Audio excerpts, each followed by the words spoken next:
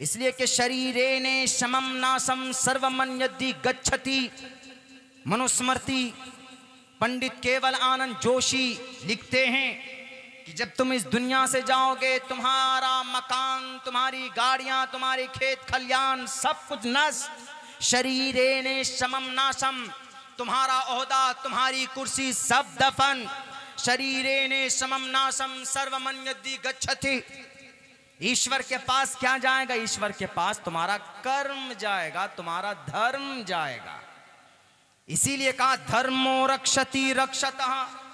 तुम धर्म की रक्षा करो, धर्म तुम्हारी रक्षा करेगा। धर्म की रक्षा का मतलब धर्म में जो अच्छी बातें लिखी हैं आप उस पर अमल करोगे तो ये धर्म मरने के बाद आपको स्वर्ग में लेके जाएगा।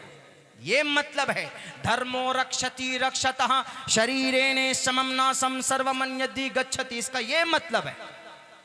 हमारे उस वक्त उलमाए किराम ने कहा कि भाई हमें शरीयत को भी बचाना है, हमें इस मुल्क को भी बचाना है। उस वक्त उन्होंने फिर मई 1866 में दारुल देवबंद की बुनियाद रखी। दारुल देवबंद से एक बहुत बड़े आलिम दीन जिनका लक़ब बाद में शेखुल हिंद मौलाना महमूद हसन देवबंदी रहमतुल्लाहि अलैह वो मैदान में आए। उनके शागिर्द मौलाना उबैदुल्लाह सिंधी, उनके साथ साथ मौलाना हुसैन अहमद गंगोही, उनके साथ साथ मुफ्ती किफ़ायतुल्लाह और मौलाना हिफ्जुर रहमान सोहारवी, ये सारे उलमाए किराम उसी दारुल देवबंद से निकले। और ऐसा नहीं कि दारुल देवबंद से पढ़कर इन्होंने बड़े बड़े आलीशान मदरसे बना लिए, बंगले बना लिए, ऐसे नहीं। हमारे इस देश की तारीख को याद करने वालों, लिखने वालों, मुकम्मल तौर पर तारीख लिखना कि जब हमारे शेखुल हिंद मैदान में आए, मैदान कारजार में आए, उन्होंने 1911 और 12 को अंग्रेज को भगाने के लिए एक तहरीक चलाते। उस तहरीक का नाम तहरीक रेशमी रूमाल। चूंकि जर्द कपड़े पर खतो किताबत का काम होता था अपने दूसरे लोगों से, इसीलिए उसका नाम तहरीक रेशमी रूमाल पड़ा, उसका लक़ब पड़ा। तहरीक रेशमी रूमाल के सबसे बड़े मुतहर्रिक और फ़आल आलिम दीन मौलाना उबैदुल्लाह सिंधी रहमतुल्लाहि अलैह थे।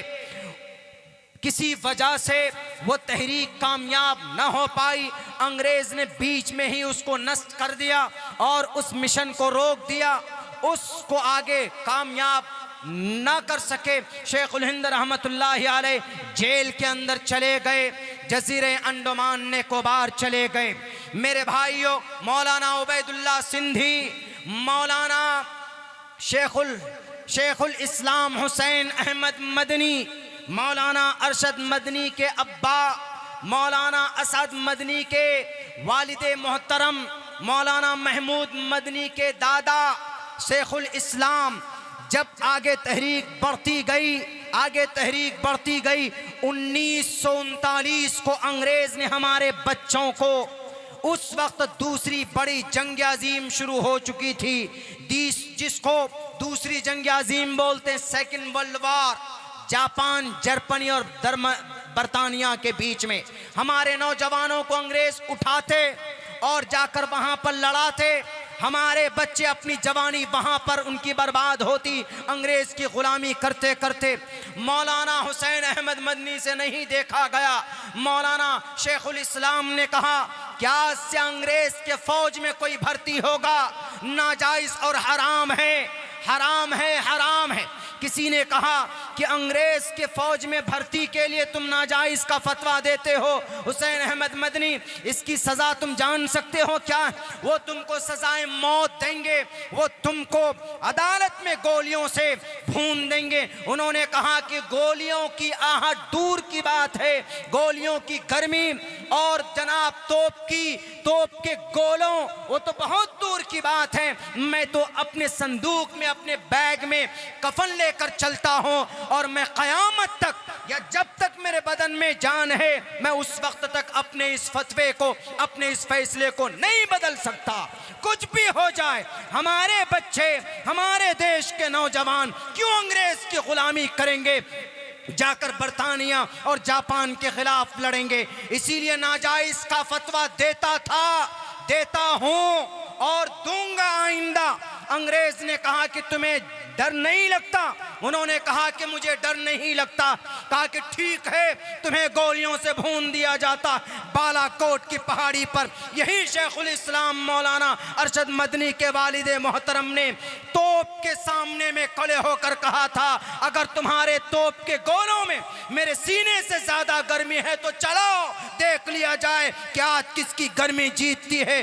तोप के गोले से, तोप के मुंह से गोला नहीं निकला, हुसैन अहमद मदनी की वो गर्मी थी।